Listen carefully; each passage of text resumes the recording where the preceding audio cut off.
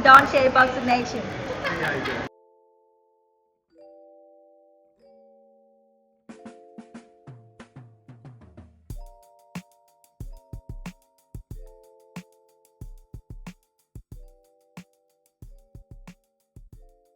Dontaesboxingnation, what's going on, guys?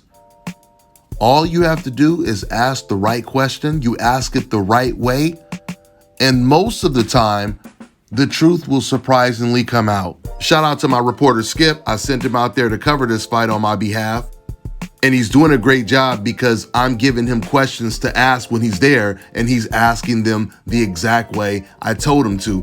Me and Ike, we both send him questions when he goes into these press conferences. This question in particular is the one that I had Skip ask Canelo Alvarez. And the question was, you're going for Undisputed at 168. Is there any reason why you didn't go for Undisputed at 154 or 160? And this question forced Canelo Alvarez to contradict what he said before. I'm going to completely unpack that after I play this clip. Check it out. Yeah, you fighting at 168, Undisputed at 168 this weekend. Is there a reason why you didn't go for Undisputed at 154 or 160? That's what we talking about, Eddie and me.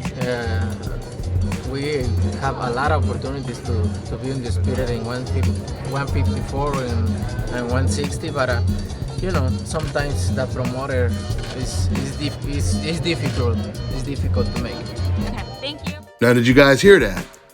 The first thing you notice is how confused he was, how unprepared he was to answer that question.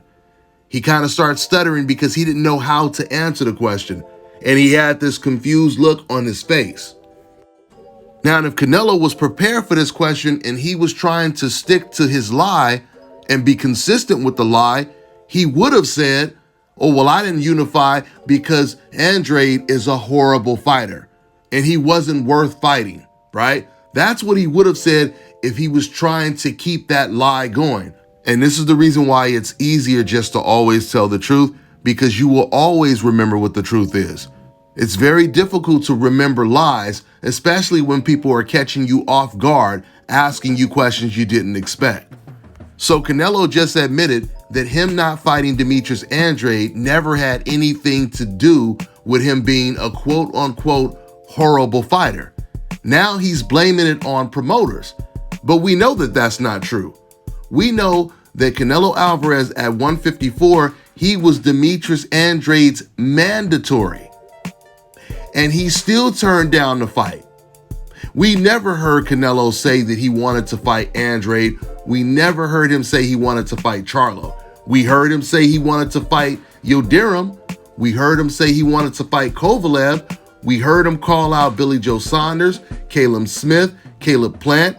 He never called out Charlo or Demetrius Andrade. So we know that's not true when he blames it on the promoters. We also know, well, I don't know if you guys know, maybe I should say, did you guys know that Canelo Alvarez was offered $40 million? It would have been the highest payday of his career to fight, guess who? Demetrius Andrade at 160, and Canelo turned it down. Canelo also vacated his belt at 160, his WBC belt, because Jermall Charlo was his mandatory, and he was ordered to fight him next or surrender the belt.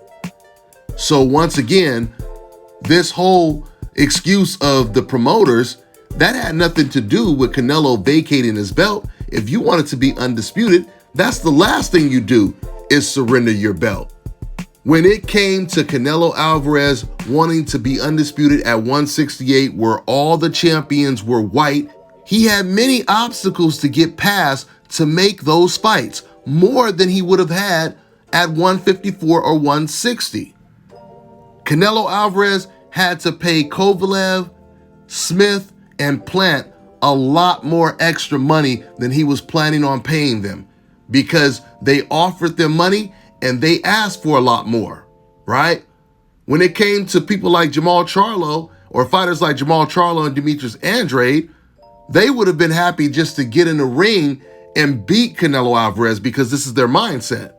Not saying they would have took peanuts, but they wouldn't have been sitting over here playing hardball at the negotiation table.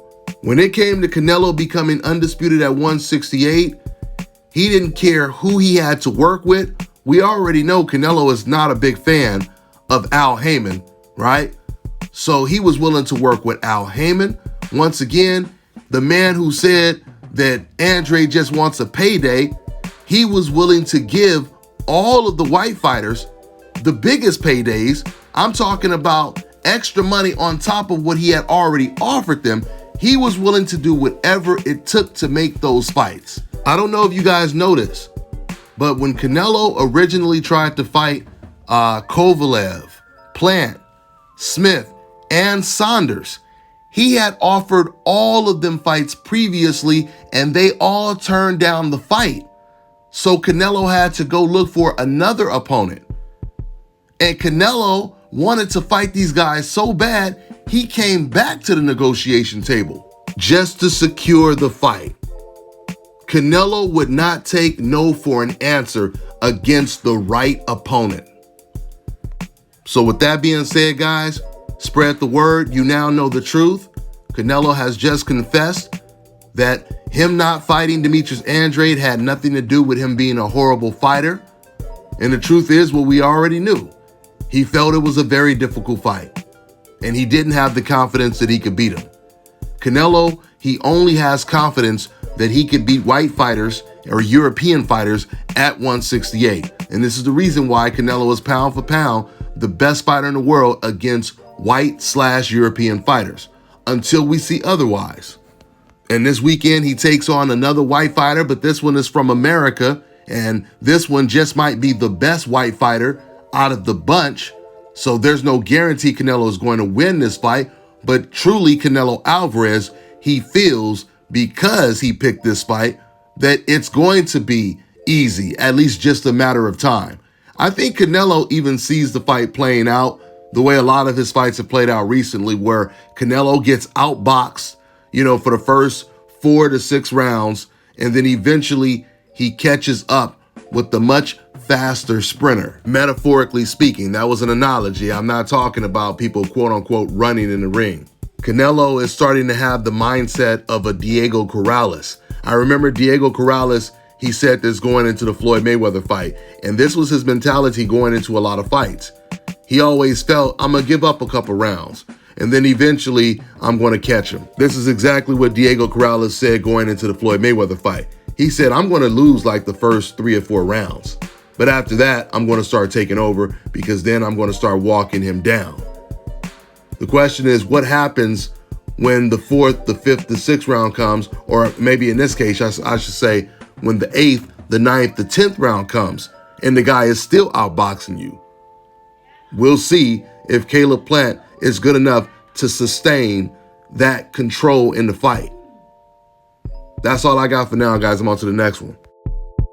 Fellas, I've got some great news for you. If you've lost your hair or have a receding hairline, the time has come when you can finally get your hairline back through a process called scalp micropigmentation. So here's how it works. It's a hair tattoo that replicates the look of your hair follicles when you have fully shaved it down. So to get this hookup, make sure you follow and contact my man ScalpCarolinas on Instagram. Contact them at 704-499-3471 and make sure you follow them on Instagram. Get ready to take your striking game to the next level with the Focus Ball. Dramatically improved footwork, timing, head movement, hand-eye coordination, reflex, and overall fight IQ. It's lightweight and extremely portable, so you can train every time, everywhere. When you don't have a coach to do mitt work, get a Focus Ball. When you don't have a heavy bag to hit, get a Focus Ball. When you don't have a sparring partner, get yourself a Focus Ball. And when you just want to have fun punching and kicking, get a Focus Ball. When you train with the Focus Ball, you train your eyes and your brain to read punches so that you can hit and not get hit, making this very simple device a must-have for all combat sports athletes and enthusiasts alike. So if you want to take your striking game to the next level, don't wait. Get the Focus Ball now.